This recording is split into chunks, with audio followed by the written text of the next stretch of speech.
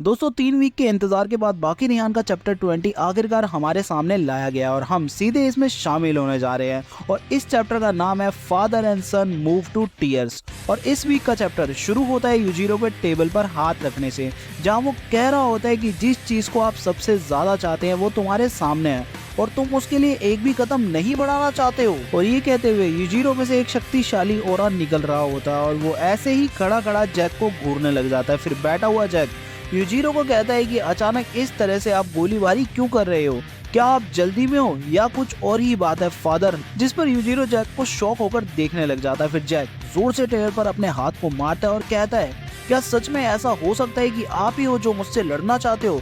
और शुरू में तो जैक को देखकर लग रहा होता है कि वो बहुत गुस्से में ऐसा बोल रहा है, मगर बाद में वो ये कहकर मुस्कुराने लग जाता है, जिससे कंफर्म नहीं हो पाता कि जैक असल में चाहता क्या है। जिसके जवाब में यूजीरो कहता है कि तुमने बहुत ज्यादा पी ली है और तुम टेंशन मत लो, मैं तुम्हें बहुत जल्दी इतना दर्द दूंगा कि तुम रोने लगोगे जैक।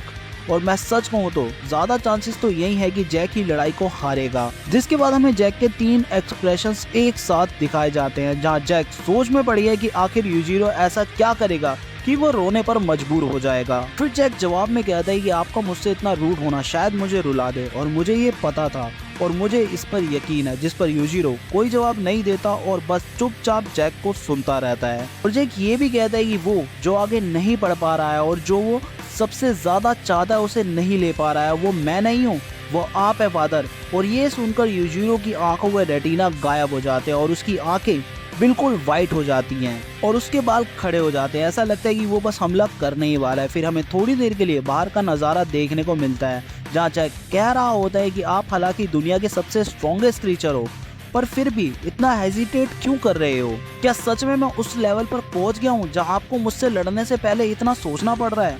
और वो ये कहकर ऊपर देखने लग जाता है, जिसके तुरंत बाद हम यूजीरो की बैग को देखते हैं, जिसे देखकर ऐसा लग रहा होता है कि अब तो जैक गया और उसे कोई भी नहीं बचा पाएगा। फिर यूजीरो और जैक एक दूसरे को शॉक होकर देखने लग जाते हैं और होटल का मैनेजर भी बाहर से इन दोनों की बातें सुनकर हैरान हो रहा होता है और बिल्कुल शॉक स्टेट में होता है। और वहाँ होटल में आए बाकी कस्टमर भी उनकी आवाजें सुनकर बेहद हैरान होकर पीछे देख रहे होते हैं। फिर हम देखते हैं कि यूजीरो बिल्कुल पागलों की तरह वहाँ हंस रहा है और वो बस बिना रुके हंसा ही जा रहा है, हंसा ही जा रहा है। और फिर थोड़ी देर बाद वो रुकता है और अपनी आंखों को मलते हुए कहता है कि ऐसा लगता है कि तुम मुझे हंसा हंसा कर रुलाना चाहते हो। जिस पर जैक यूजीरो से माफी मांगने लग जाता है। फिर अचानक यूजीरो जोर से चिल्लाता और बोलता है, सीधे खड़े हो जाओ। फिर पता नहीं कैसे अनकॉन्शियसली जैक बिल्कुल सीधा खड़ा हो जाता है। जब ये हुआ तब जैक को पता भी नहीं चला कि ये कैसे हुआ। जिसके बाद यूजीरो अपनी पूरी पावर से जैक को पीछे से मारता है और जैक इतना बड़ा होने के बावजूद भी यूजीरो के एक ही हमले से हवा में उड़ जाता है, जहाँ जैक जोर से चिल्ला रहा होता है